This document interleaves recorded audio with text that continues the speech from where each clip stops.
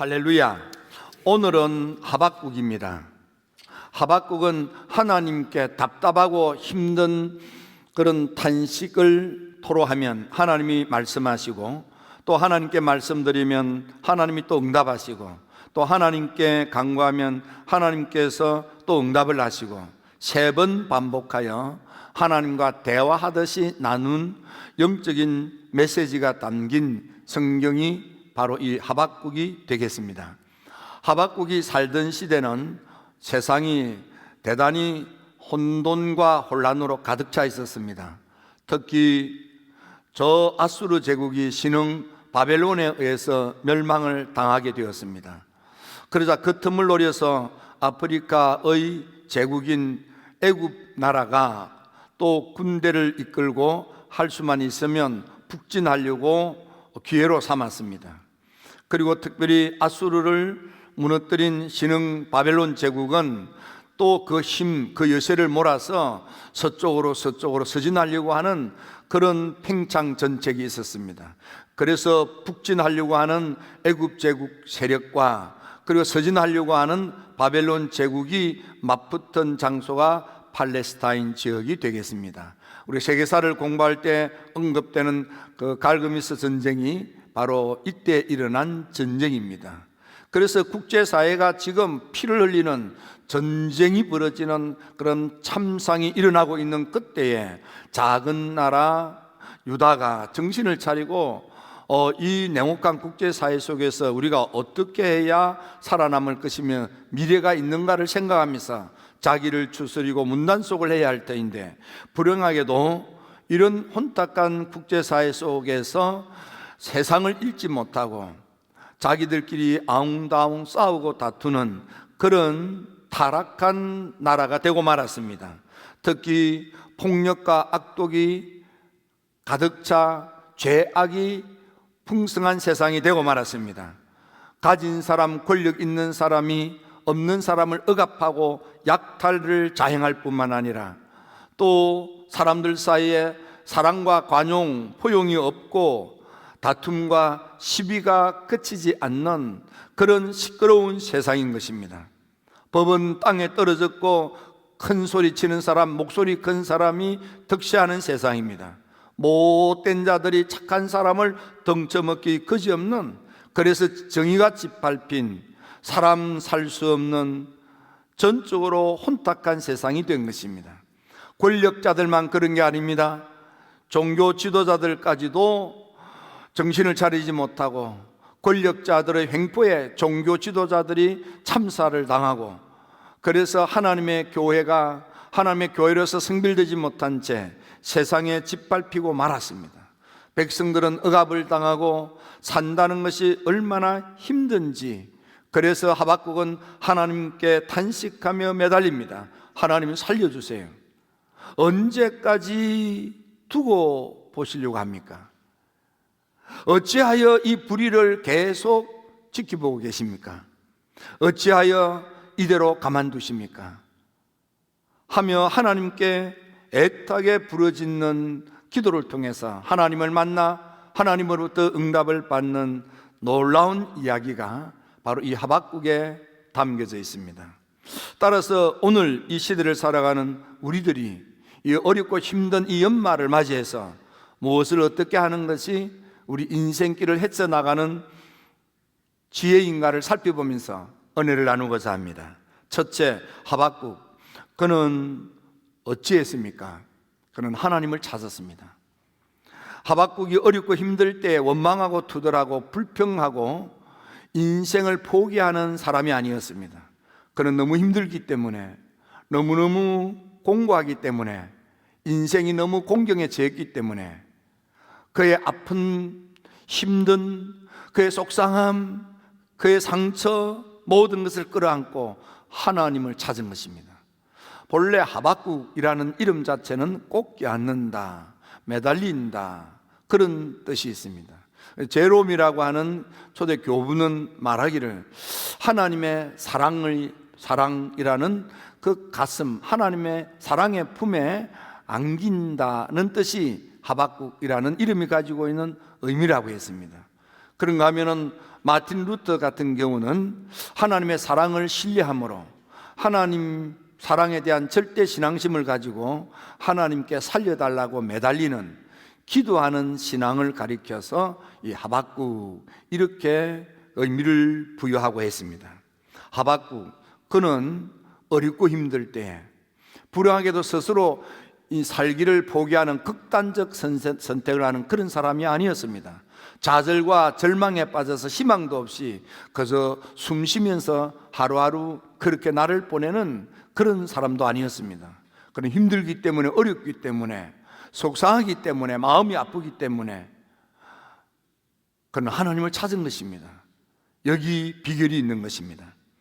여러분, 밤모섬에 개항한 예수님의 사랑받는 사도, 그는 온 몸이 에베소에서 목회를 하다가 잡혀서 그래서 끓는 기름가마 속에 들어갔지만 하나님께서 살려주셔서 그래서 온몸에 화상을 입고 밤모섬에 기항가서 바위 동굴 속에서 신음하며 하나님께 기도하고 있을 때 하늘에 하나님께서 하늘문을 여시고 강림하셔서 온몸에 화상을 입고 끙끙거리며 신음하고 있는 이 요한 사도를 찾아오신 것입니다.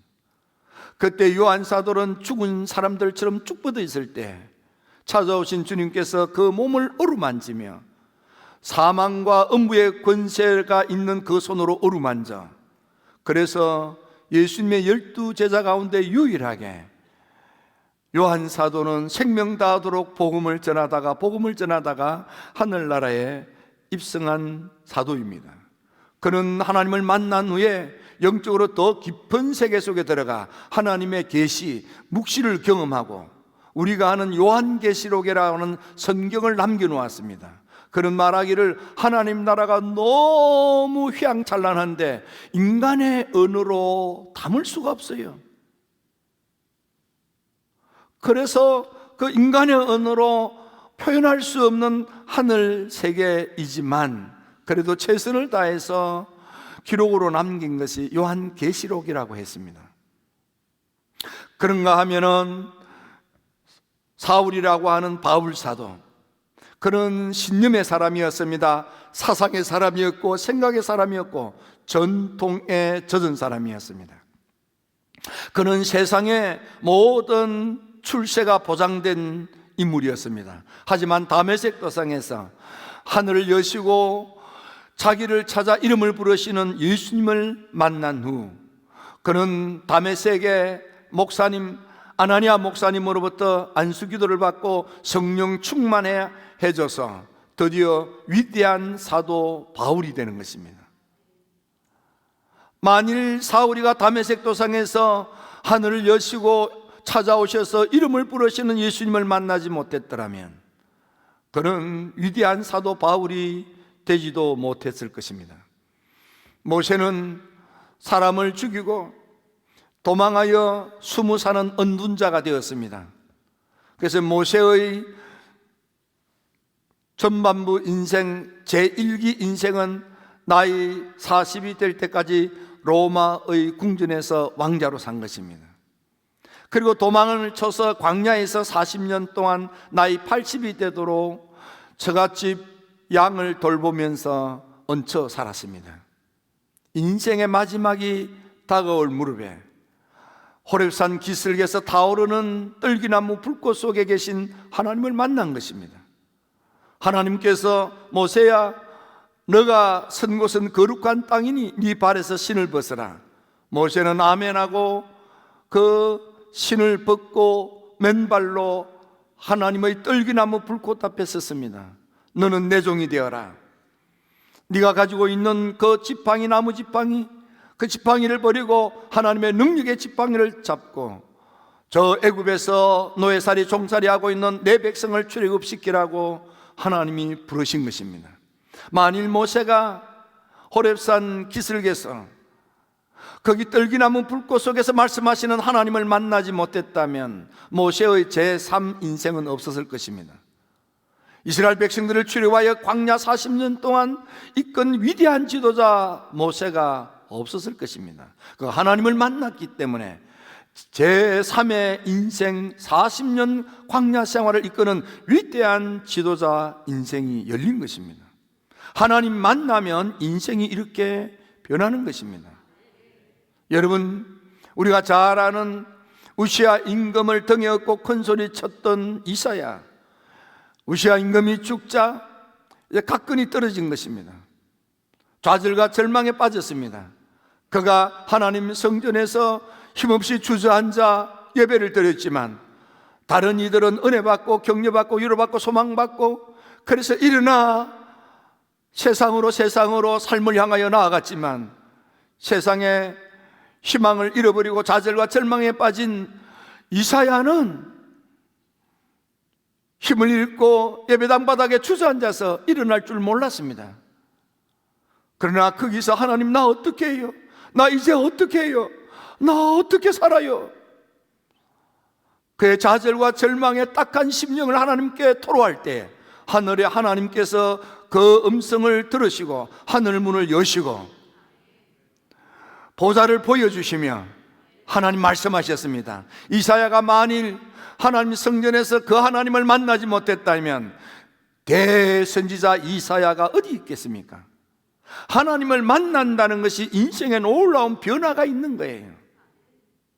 야복이와 베델에서 하나님을 만났습니다. 환상 가운데 하나님을 만났습니다. 그래서 그는 머슴살이 20년 동안 흔들리지 아니하고 하나님을 의지하는 믿음으로 빈손으로 가서나 두 때를 이루는 축복을 받고 귀환할 수 있었던 것입니다. 하나님을 만난다는 것이 이렇게도 중요한 것입니다. 여러분, 지금 우리 모두가 다 해야 될 첫 번째 과제는 하나님을 찾아 하나님을 만나는 것입니다. 여러분, 사도 바울이 사도행전에서 말씀할 때 뭐라 했습니까? 여호와 하나님은, 우리 하나님은 멀리 계신 하나님이 아니야. 하나님은 우리와 가까이 계시는데 어느 정도로 가까이 계시느냐 하면 우리가 더듬어 찾기만 하면 만날 수 있는 하나님, 그 하나님이 우리 힐탑에 임하여 머물러 계시는 것입니다.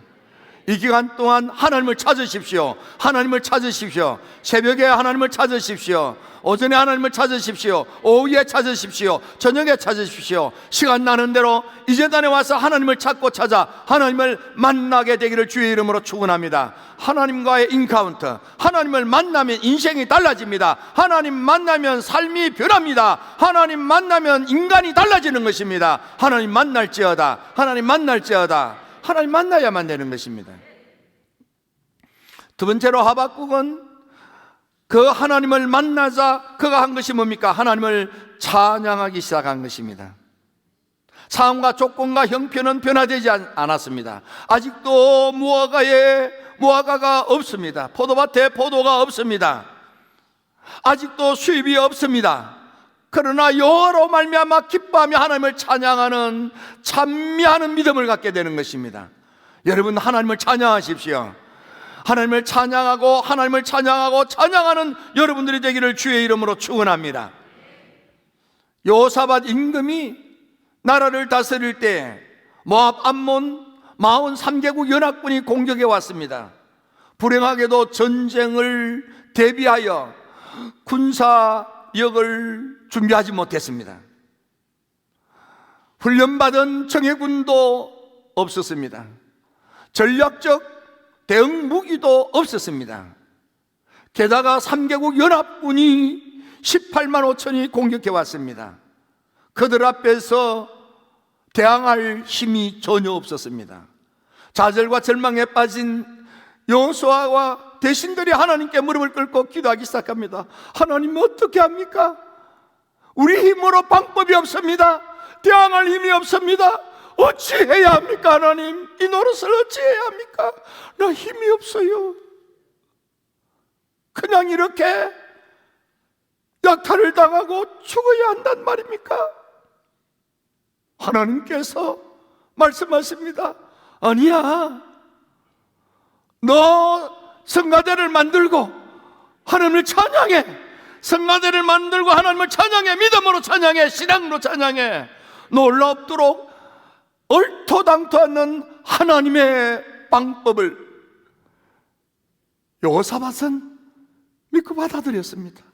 엄연한 것입니다.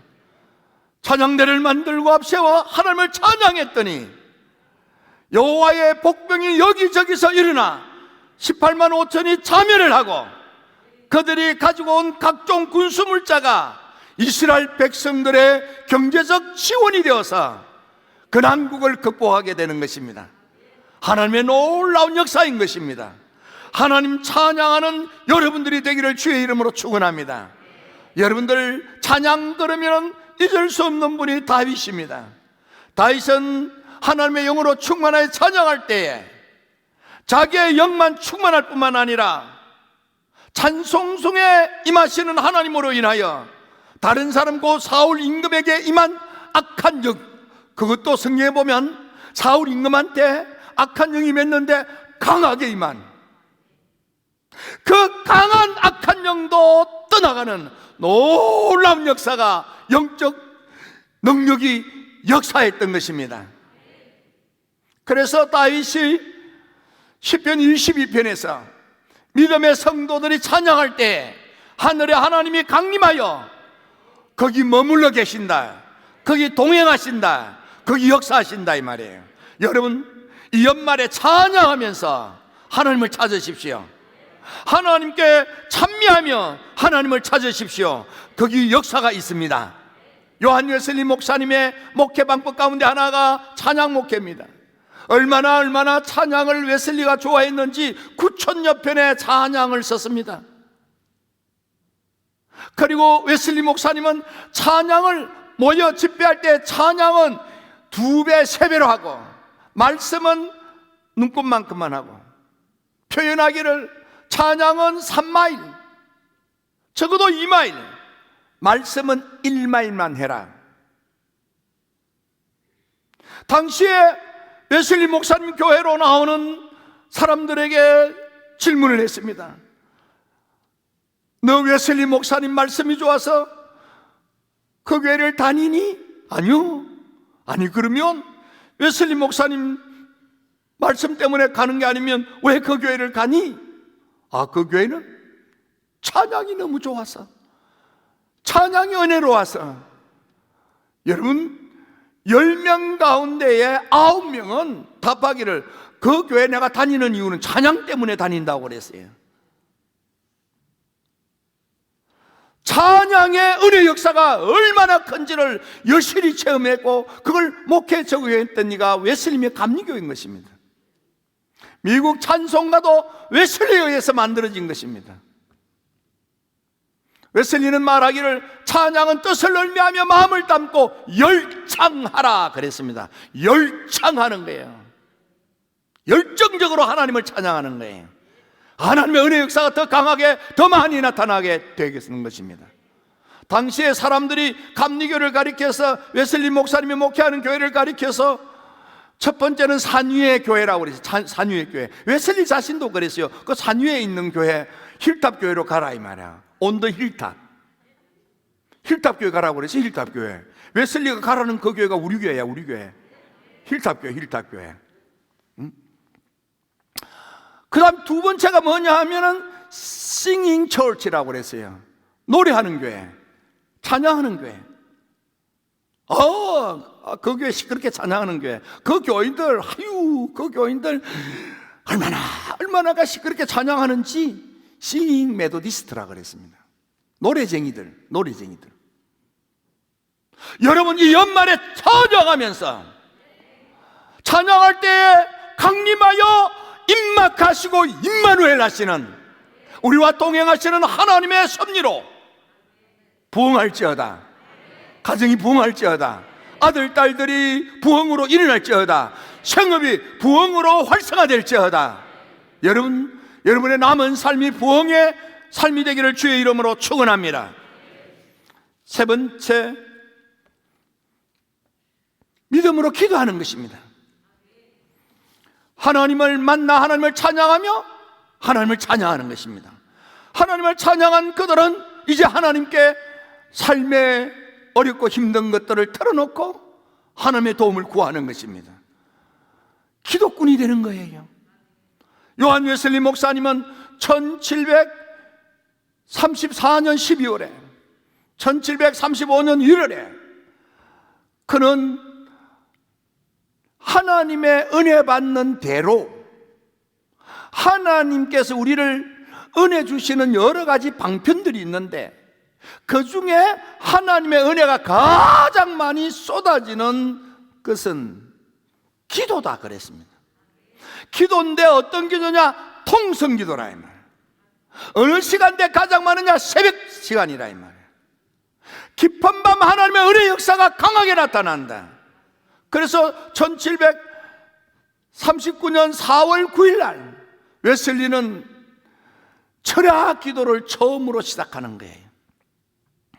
웨슬리는 새벽 기도 운동을 했습니다. 왜? 통성으로 기도하고 응답받는 가장 많은 빈도가 일어나는 시간대가 보니까 새벽이더라는 거예요. 웨슬리 자신도 새벽 3시에 한국 부흥을 불씨가 되었던 하디 선교사님도 새벽 3시에 기독교 역사의 새벽에 일어나는 놀라운 은혜, 응답의 역사가 성경에도 꽉 차 있습니다. 웨슬리는 말합니다. 우리가 믿음으로 기도할 때 절규하는 기도를 해라. 절규하는 기도예요. 애절하게 기도하라. 하나님의 놀라운 은혜 역사가 일어나게 된다는 것입니다.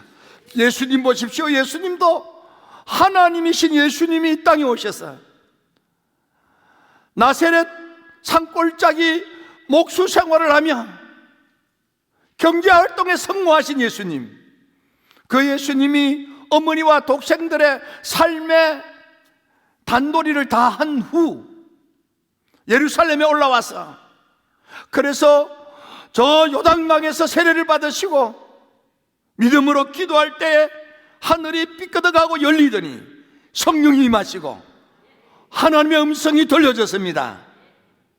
예수님도 기도로 응답을 받고 우리의 그리스도 메시아로 공생애를 시작하셨습니다.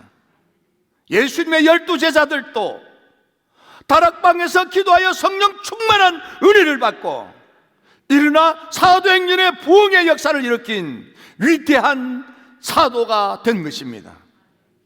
힐답의 성도 여러분, 기도꾼이 되십시오. 새벽에 기도하시고 오전에 기도하시고 저녁에 기도하시고 오후에 기도하시고 시간 될 때 단 5분이라도 하나님 재단에 와서 기도하시고 예배드리는 힐탑의 가정마다 부흥될지어다. 아들 딸들에게 부흥이 임할지어다. 여러분들 일터에 부흥이 임할지어다.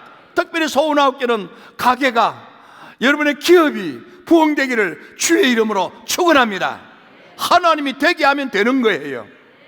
여러분요 기뻐 뛰는 축복이 임할지어다. 여러분이 존귀하게 높여지는 축복이 임할지어다. 부흥의 주역들이 되기를 주님의 이름으로 축원합니다. 기도드립니다. 좋으신 아버지 하나님 참